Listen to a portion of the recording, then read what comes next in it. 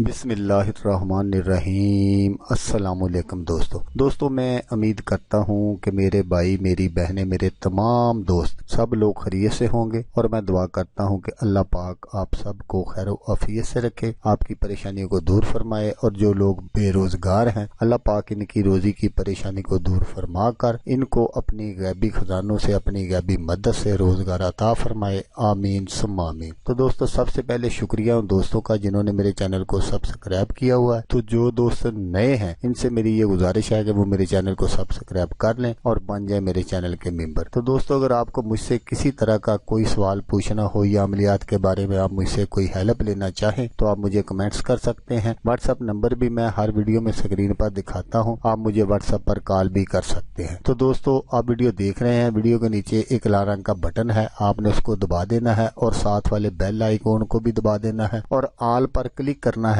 ताकि मैं यूं ही कोई वीडियो अपलोड करूं तो इसका नोटिफिकेशन आपको फौरन मिल जाए।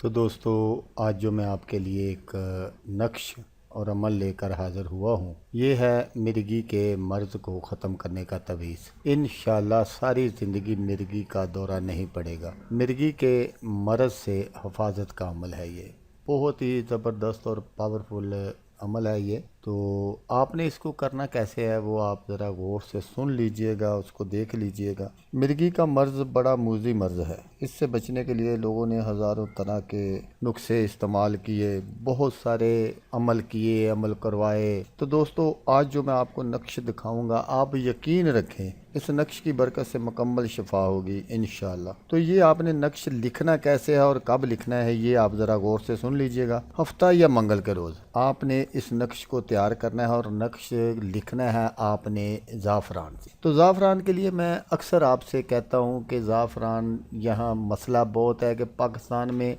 पैसे 1 नंबर के लेते हैं, मिलता 2 नंबर है। तो अगर आप बाहर से कहीं से मंगवा लेते हैं तो फिर ठीक है।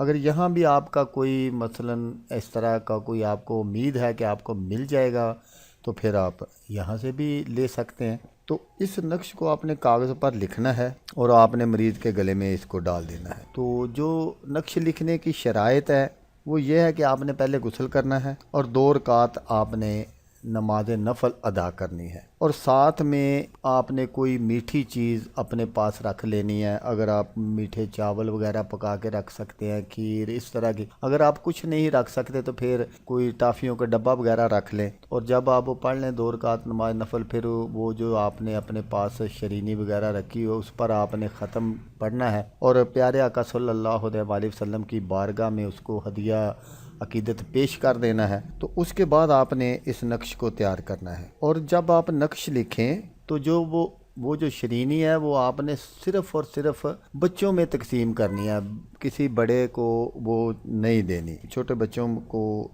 तकसीम करनी है। तो जब आप ये सारा कुछ पढ़ लें तो फिर जैसा ये मैं नक्श आपको दिखाऊंगा इसको आपने बिल्कुल वैसे ही बनाना है।